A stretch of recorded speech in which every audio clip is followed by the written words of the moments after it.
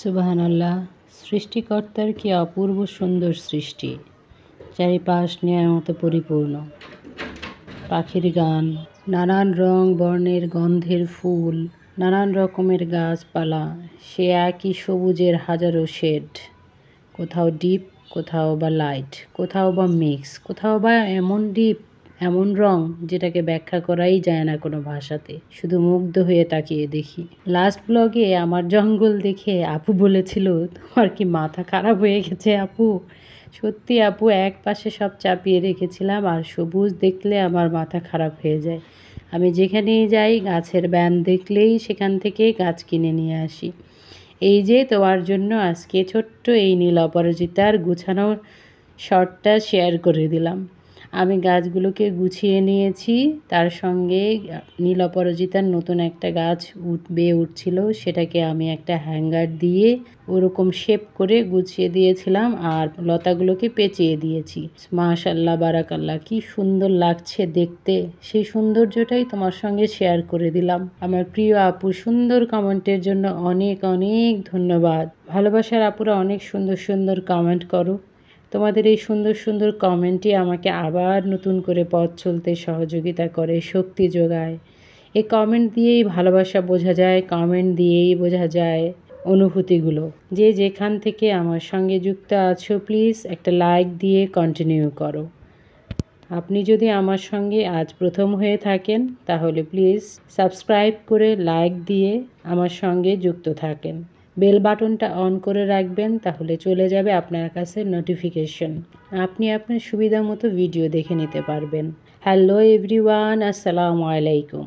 আমাদের গল্প গাথা থেকে আমি রুবা আপনাদেরকে ওয়েলকাম করছি আজকের নতুন আরও একটি ব্লগ ভিডিও দেখার জন্য। আমার এলোমেলো অগোছালো শোকেসটা দেখে কেউ কিছু মনে করো না যেন। আশা করছি দেশে এবং বিদেশে, কাছে এবং দূরে, যে যেখানে আছেন ভালো আছেন। আলহামদুলিল্লাহ, আমিও সবাইকে নিয়ে ভালোই আছি। আসলে আলহামদুলিল্লাহ সর্ব অবস্থাতেই আমি বলি। আমি যখন সিক থাকি তখনও আলহামদুলিল্লাহ, যখন সুস্থ থাকি, ভালো থাকি, তখনও আলহামদুলিল্লাহ। কারণ সৃষ্টিকর্তার কাছে কোনো কিছুর অভাব নেই। তিনি আমাকে যা দিয়েছেন তার চেয়ে খারাপও অনেক আছে, আবার যা ভালো দিয়েছেন তার চেয়ে ভালোও অনেক আছে। এই জন্য আমি সর্ব অবস্থাতেই আলহামদুলিল্লাহ। আজকের ব্লগটি আমি শুরু করেছিলাম বৃহস্পতিবার দিন সন্ধ্যা থেকে। সন্ধ্যার সময় ওই যে আমি রান্না করে নিয়েছি, ছোলাটা রান্না করে নিয়ে ডিমটা ভুনা করে নিয়েছি। আপুরা কি সুন্দর সুন্দর ডিম রান্না করে, ডিম ভুনা দেখলেই মনে হয় যেন অনেক স্বাদ। আমিও আমার মতো করে অনেক দিন পর আপুর এক ব্লগ দেখে ডিমটা ভুনা করে নিয়েছি। যদিও সব প্রসেসটা দেখাইনি, অনেক লম্বা হয়ে যাবে তাই। ছোলা সার্ভিং ডিশে নামিয়ে সুন্দর করে ধনেপাতা দিয়ে সাজিয়ে নিয়েছি, আর অন্যদিকে পাস্তা রান্নার জন্য পানি বসিয়ে দিয়েছিলাম। সেখানে সিদ্ধ করে নিয়েছি পাস্তাগুলোকে। তেলের উপর পেঁয়াজটা হালকা ভেজে নিয়ে দিয়ে দিয়েছিলাম শীতের সবজিগুলো মানে হলো, এখানে ছিল পাতাকপি, ফুলকপি, গাজর, শীতের নতুন আলু। দারুণ লেগেছিল খেতে। সব ডিম দিয়ে ভেজে নিয়ে এই যে সেদ্ধ করা পাস্তাগুলো সেগুলো দিয়ে দিলাম। শীতে আসলে সব কিছুই খেয়ে মজা, আর এখনকার এই শীতটা তো খাওয়া দাওয়া, ঘোরাফেরা, চলা সব কিছুর জন্যই আরামদায়ক। খুব বেশি শীতও না, আবার খুব বেশি গরমও না। এই যে আরামদায়ক একটা পরিবেশ, এটাও সৃষ্টিকর্তার নেয়ামত। আলহামদুলিল্লাহ। পাস্তাটা খেতে কিন্তু ভীষণ ভালো হয়েছিল। ছোলার চেয়ে পাস্তাটাই সবাই বেশি পছন্দ করেছিল। এটা দেখতে যেমন সুন্দর হয়েছিল, কালারফুল সবজির কারণে খেতেও তেমনি টেস্ট হয়েছিল। আমি তো খাওয়ার পরে ভয়েস ওভার করছি, তাই বলতে পারছি ভীষণ টেস্ট হয়েছিল, খুব ভালো লেগেছিল। তাই চিন্তা করলাম আমার আপুদের সঙ্গে এই সহজ সরল সিম্পল একটা রেসিপি শেয়ার করে দিই। অবশ্য আমি মাপঝোঁক দিয়ে বলিনি, মাপঝোঁক দিয়ে করি না, কারণ আমি জানি আমার আপুরা আমার চেয়ে অনেক অনেক ভালো ভালো রান্না করতে পারে। ভাইয়ারাও অনেক অনেক রান্না করে, অনেক ভাইয়া আপুদের রান্নাবান্না ব্লগে দেখি আমি। ওরা এত সুন্দর করে গুছিয়ে রান্না করে খুব সহজে। তাই তো আমিও একটু একটু চেষ্টা করি মাঝে মাঝে শেয়ার করার, সব সময় তো হয়ে ওঠে না। পাস্তার সাথে যে মশলা থাকে সেটাও দিয়েছি, আর ম্যাগিও দিয়েছি। সাথে একটু বেশি করে চিলি ফ্লেক্স দিয়ে দিয়েছিলাম। নামানোর সময়, খাওয়ার সময় সেটা আর ভিডিও করা হয়নি, কারণ একটু চিলি ফ্লেক্সের ফ্লেভার আমার বাসায় সবাই পছন্দ করে। আর আসলে ওটা অ্যাড করে দিলে খেতেও বেশ ভালোই লাগে। আর এটাই কিন্তু আমাদের রাতের ডিনার হয়ে গিয়েছিল।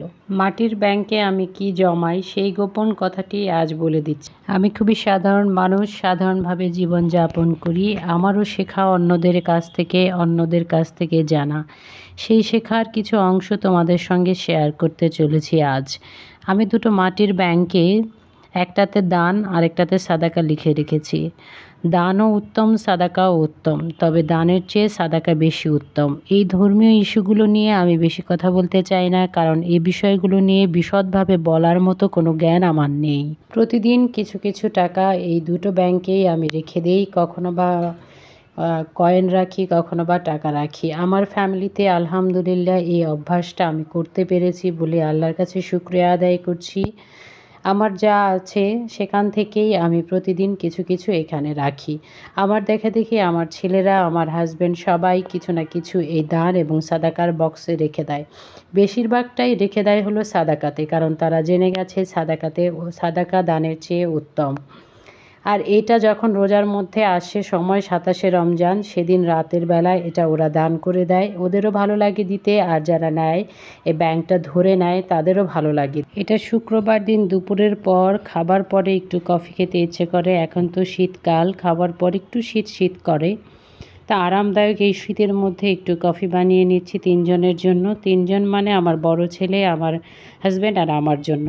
এখন পর্যন্ত দেখানো কোনো অংশ যদি ভালো লেগে যায় বা খারাপ লেগে যায়, তাহলে ছোট্ট একটা কমেন্টস করে আমাকে জানিয়ে দিতে পারো। আর যদি ভালো লেগে যায় কোনো অংশ, তাহলে ফ্যামিলি এবং ফ্রেন্ডসের সঙ্গে শেয়ার করে তাদের এবং আমার উপকার করে দিতে পারো। এখন পর্যন্ত যে যেখান থেকে আমার সঙ্গে আছেন, যদি লাইক দিতে বা ভুলে গিয়ে থাকেন, তাহলে প্লিজ একটা ছোট্ট করে লাইক দিয়ে কন্টিনিউ করুন।